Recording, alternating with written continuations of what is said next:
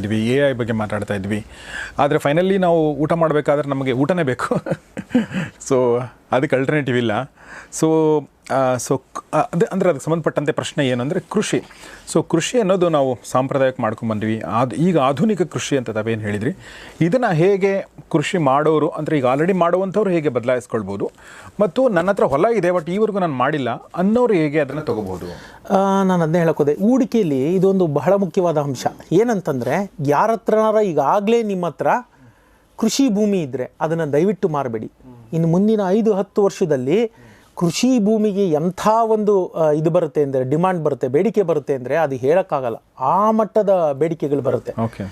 ಇವತ್ತೆಲ್ಲ ನಿಮಗೆ ಗೊತ್ತಿರಿ, bill Gates ಅನ್ನೋ ಅಂಥ ವ್ಯಕ್ತಿ ಬಹುದೊಡ್ಡ ಹಣನ ಆತ ಮೈಕ್ರೋಸಾಫ್ಟ್ ಅಂತ ನಿಮ್ಗೆ ಗೊತ್ತಿದೆ, ಎಲ್ಲ ಸಾಫ್ಟ್ವೇರಲ್ಲಿ ಹಾಕೊಂಡಿದ್ದಂಥ ವ್ಯಕ್ತಿ ಇವತ್ತು ಅಮೇರಿಕದ ಅತಿ ಹೆಚ್ಚು ಭೂಮಿ ಹೊಂದಿರುವ ಒಡೆಯ.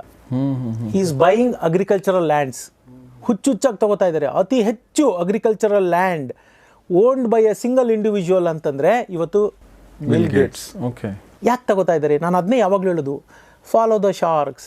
ದೊಡ್ಡ ವ್ಯಕ್ತಿಗಳು, ದೊಡ್ಡ ಮನುಷ್ಯರು ಅನ್ನಿಸ್ಕೊಂಡವರು, ಅತಿ ದೊಡ್ಡ ಜಾಗತಿಕ ವಿತ್ತ ಜಗತ್ತನ್ನು ಬದಲಾಯಿಸೋ ಶಕ್ತಿ ಇಂಥವ್ರು ಏನು ಮಾಡ್ತಿದ್ದಾರೆ ಅಂತ ನಾವು ನೋಡ್ತಾ ಇರಬೇಕು. ಆತ ಹುಚ್ಚುಚ್ಚಾಗಿ ಕೃಷಿ ಭೂಮಿ ಖರೀದಿ ಮಾಡ್ತಾ ಇದ್ದಾನೆ. ಪ್ಲಾನ್ ಇಲ್ಲದೆ ಮಾಡ್ತಾ ಇರಲ್ಲ. ಕೃಷಿಗೆ ಅಂಥ ಒಂದು ಭವಿಷ್ಯ ಬರುತ್ತೆ ಮುಂದೆ.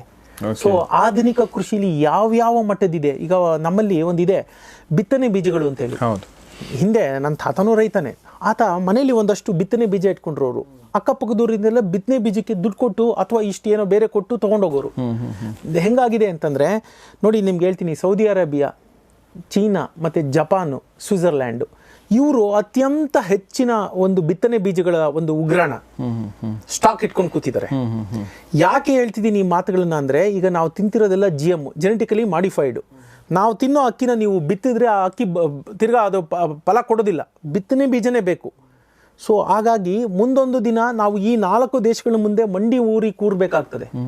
ಹಾಗಾಗಿ ಇವತ್ತಿನಿಂದನೇ ಯಾರು ರೈತರಿದ್ದಾರೆ, 10 ಎಕರೆ 50 ಎಕರೆ ಆ ಬಿತ್ತನೆ ಬೀಜಗಳನ್ನ ನೀವು ಸಂಗ್ರಹ ಮಾಡ್ತಾ ಹೋದರೆ, ನಾನು ಹೇಳ್ತೀನಿ, ಬೇರೆ ಯಾವ ಬಿಸ್ನೆಸ್ಸಲ್ಲೂ ಇಲ್ಲದ ಕೋಟ್ಯಾಧಿಪತಿಗಳು ನಾವು ಇವತ್ತು ಇದರಲ್ಲಾಗ್ಬೋದು, ಕೃಷಿ ಮೂಲಕ ಆಗ್ಬೋದು.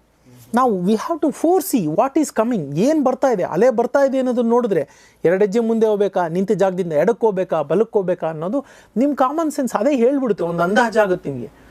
ಹೇಳ್ತೀನಿ, ಆ ಕೃಷಿಗೆ ಅಂತಹ ಒಂದಿದೆ. ಇಡೀ ಒಂದು ಚಾಪ್ಟರ್ ನಾನು ಅದು ಕೃಷಿಗೆ ಡೆಡಿಕೇಟ್ ಮಾಡಿದ್ದೀನಿ. ಅದ್ರ ಜೊತೆನೇ AP ಚಂದ್ರಶೇಖರ್ ಅಂತ ಮೈಸೂರಿನಲ್ಲಿದ್ದಾರೆ, ಬಹುದೊಡ್ಡ ಕೃಷಿ ಋಷಿ ಅವರು. ಅವ್ರ ಮಗ ಅಭಿಜಿತ್ ಅಂತಿದ್ದಾರೆ, ಅವ್ರ ಬಗ್ಗೆ ನಾನು ಮಾಡಿದ್ದೀನಿ. ಆಮೇಲೆ ಮಂಜುನಾಥ್ ಅಂಥೇಳಿ, ಮಂಜುನಾಥ್ ಮತ್ತು ಸುಧಾ ಮಂಜುನಾಥ್ ಅಂತ ಅವ್ರದ್ದು ಒಂದು ನಾನು ಅಲ್ಲಿ ಇದು ಮಾಡಿದ್ದೀನಿ. ಮತ್ತು ನಮ್ಮ ವಸಂತ್ ಕಜೆ ಅಂತ ಮಂಗಳೂರಿನಲ್ಲಿ ಒಬ್ಬರಿದ್ದಾರೆ, ಅವ್ರ ಹೆಸರನ್ನ ನಾನು ಅಲ್ಲಿ ಮೆನ್ಷನ್ ಮಾಡಿದ್ದೀನಿ. ಇವರೆಲ್ಲ ಆಧುನಿಕ ಕೃಷಿ ಋಷಿಗಳು ಅಂತ ನಾನು ಅಲ್ಲಿ ಅವ್ರನ್ನ ಬಣ್ಣಿಸ್ತೀನಿ. ಯಾಕೆ ಅಂತಂದರೆ, ಇವ್ರಿಗೆ ಆಪರ್ಚುನಿಟಿಗಳಿರಲಿಲ್ಲ ಅಂತಲ್ಲ. ನಮ್ಮ AP ಚಂದ್ರಶೇಖರ್ ಅವರು 70ರ ದಶಕದಲ್ಲಿ ಇಂಜಿನಿಯರು. ಎಂತೆಂಥ ಆಪರ್ಚುನಿಟಿ ಇತ್ತು 70ರ ದಶಕದಲ್ಲಿ ಇಂಜಿನಿಯರು ಅಂದರೆ.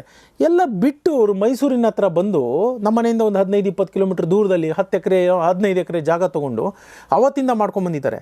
ಒಂದು 2-3 ಎಕರೆ ಅವರು ಸೂರ್ಯನ ರಶ್ಮಿಗಳು ಬಿಡಲ್ಲ, ಅದನ್ನು ನ್ಯಾಚುರಲ್ ಇದು ಫಾರೆಸ್ಟ್ ಅಂತಾರೆ, ನೈಸರ್ಗಿಕ ಕಾಡು. ಅದನ್ನ ಹಂಗೆ ಬಿಟ್ಟಿದೆ, ಸೂರ್ಯನ ರಶ್ಮಿಗಳು ನೆಲಕ್ಕೆ ತಲುಪಲ್ಲ, ಅಷ್ಟು ದಟ್ಟವಾದ ಕಾಡು ಬೆಳೆಸಿದ್ದಾರೆ.